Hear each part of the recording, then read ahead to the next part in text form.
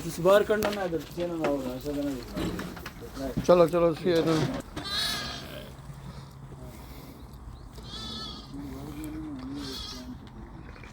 मलिक साहब है तक एक हफ्ते ना ले ला मलिक साहब ना राजा साहब भी किसी ना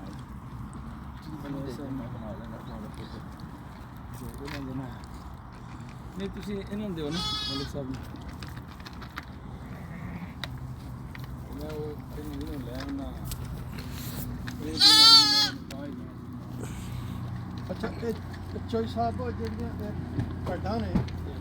ਇਹ ਜਿਹੜੀ ਆਮ ਭੇਡਾਂ ਜਿਹੜਾ ਮੈਂ ਦੇਖਣਾ ਹੋਣਾ ਉਹਨਾਂ ਨੂੰ ਤਾਂ ਬਹੁਤ ਜ਼ਿਆਦਾ ਪਲੀਆਂ ਨੇ ਇਸ ਨਾਲ ਉਹਦੇ ਕੁਝ ਖਾਸ ਖਿਆਲ ਰੱਖਣਾ ਸਾਰੇ ਖਾਸ ਫੀਡ ਹੈ ਪਲੀਆਂ ਨੇ ਹਾਂਜੀ ਫੀਡ ਤੇ ਮੈਂ ਉਹਨੂੰ ਸਿਰਫ ਪਾਣਾ ਤੇ ਜਿਹੜੀ ਹੈ ਨਾ ਸੋਹਣੇ ਵਾਲੀ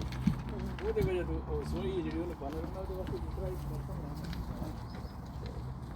ਕਿਉਂ ਜੀ ਮਰ ਗਈ ਵੈਸੇ ਤੁਸੀਂ ਦੇਖੋ ਨਾ ਇਹ बहुत पलियां ने जैसे बाकी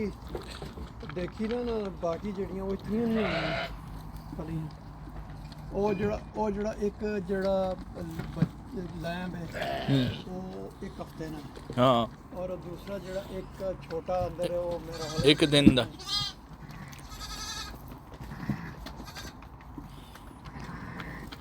वैसे तो ये बड़ा जबरदस्त खूबसूरत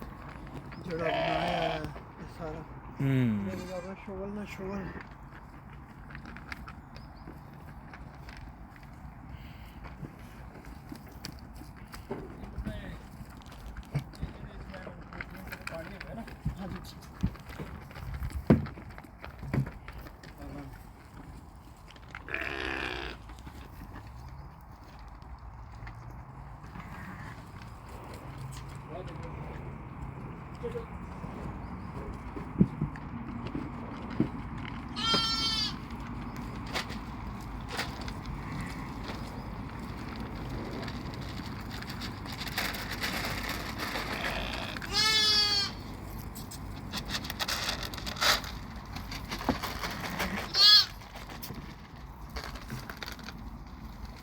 अच्छा वो भी बाहर आ गई जड़ी मां वो भी आ गई आ जड़ी न्यू मदर है हां वो जल्दी नहीं आगे देखा है वो तो बच्चे ने ठीक बना होगा इसका अपना चलो भाई साहब यानी कि ना अपने ग्रान ही याद ताज़ा हो गई है बिल्कुल ये छोटा है ना ये उन्हें आगे अंदर की मां में आ गई हाँ जी वो नाल आ जाएगी बिल्कुल ऐसा ही है